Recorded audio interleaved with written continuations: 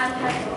And today we are going to discuss with you this question about here. To what extent can electronic currency replace the existing monetary system?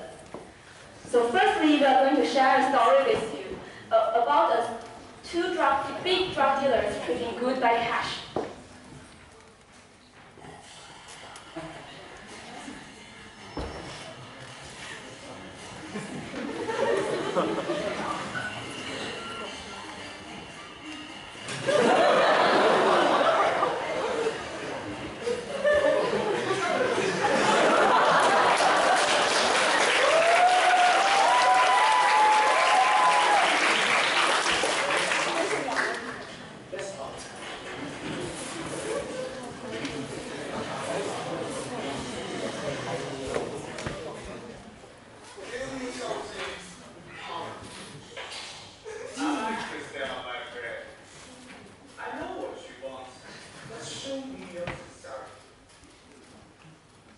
Money is just a number for both.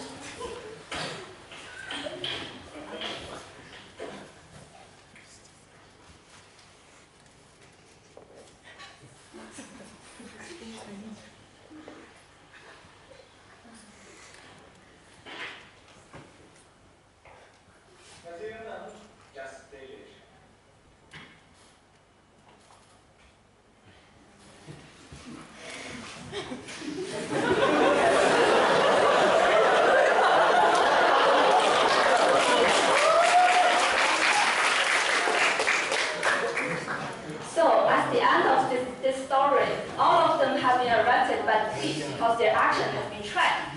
So, what's the alternative ways of cash trading? Money, which is a currency, in fact, it is a kind of agent between trading. In other words, before the system of currency, individuals need to match the demand and supply, which is called bartering. But in the first stage of currency, because of the undeveloped deciphering, the scarcity of shield makes it become a single agent for trading. People could use shields to buy the goods they want. Around 2000 BC, metals were used as symbols to store the value in form of commodities. Nowadays, paper money replaces all the other forms of money. Another aspect, currency has the trend that from public recognized to government issued, from entity to electronic. A symbol of existing electronic currency is Bitcoin. Electronic money is money which exists only in banking computer systems and is not held in any physical form. And it is based on cryptography. Bitcoin, a peer-to-peer electronic cash system, was designed by a Japanese, Satoshi Nakamoto. It was released as open source software in 2009. One of Bitcoin's most important features is its decentralized structure. Bitcoin has no central control, no central repository of information, no central management, and crucially, no central point of failure. That's why no one entity is their custodian. All the Bitcoins are created by calculation. And this function only got 21 million solutions, so it is limited amount. And finally, Bitcoin are not issued by government. They are traded and created by individual. That is individual database. Normally, during a money transaction, the payer and the receivers cannot finish it directly. They must go through a third party. However, due to the special feature of Bitcoin, there's no medium between them. So every deal has been made point to point, one-to-one. Therefore, there will be no poundage or no deferred or delayed transactions. And this can be applied widely and globally, and this will encourage the overseas trading. As Essie said, there are totally 21 million Bitcoin out there in the Bitcoin market. As this picture is showing to us, the mining hole of Bitcoin is like a filter. The main point of this filter is calculations. Each solution is a Bitcoin. So how many solutions are sold? How many Bitcoins are there in the market? Total solution of this function is 21 million. People get in the Bitcoins by solving the function. This is called mining. Does anyone don't know what mining means?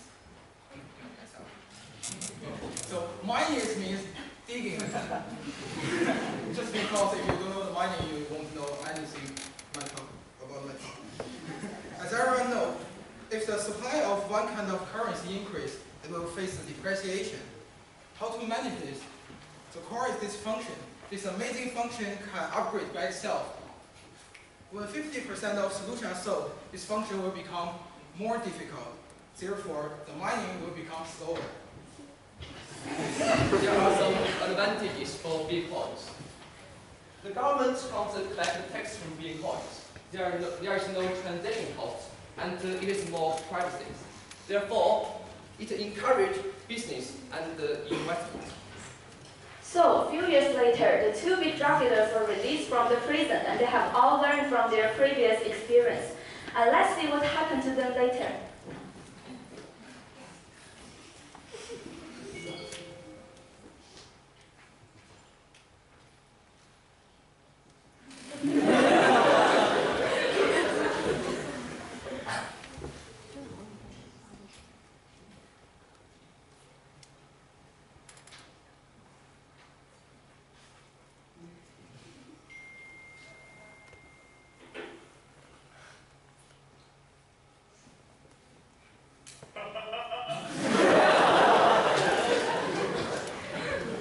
And also, here are some drawbacks.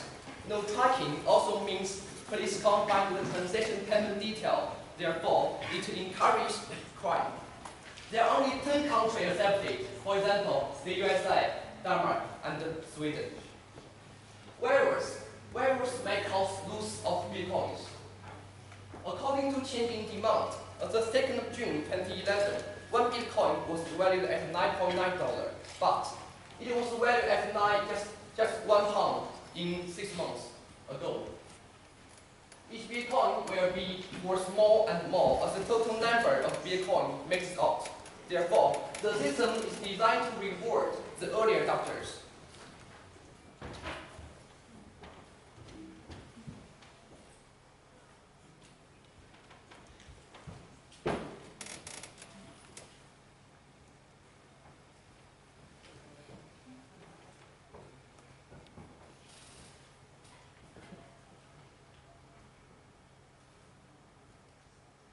So, the monetary system is directed by the monetary policy. Governments and central banks use monetary policy to influence the economy by setting up interest rate or using quantitative easing to boost the growth. Bitcoin as a newly appeared type of currency, it doesn't really in the concern of the monetary policy. So it's hard to restrict and it's hard to control. So obviously, government won't like the idea of Bitcoin or other electronic currencies. If it become more popular, there will be lack of control of trade, and also due to its highly fluctuated, there will be more risk for the economic crisis which caused by the collapse of the Bitcoin market. So, in conclusion, because of the easily transaction of electronic currency, it may become the main currency system in the future. But also due to its characteristic of peer-to-peer transaction, it is hard to track every trade. Illegal criminal activity is easier to trade by the electronic currency, just like Bitcoin. And also, government can't use monetary policy to stabilize the value of electronic currency. It may cause a big fluctuation of the exchange rate and will shock the real market. One day, if the Bitcoin society will be true, it must have a more stable system and may be restricted by the government. Thank you.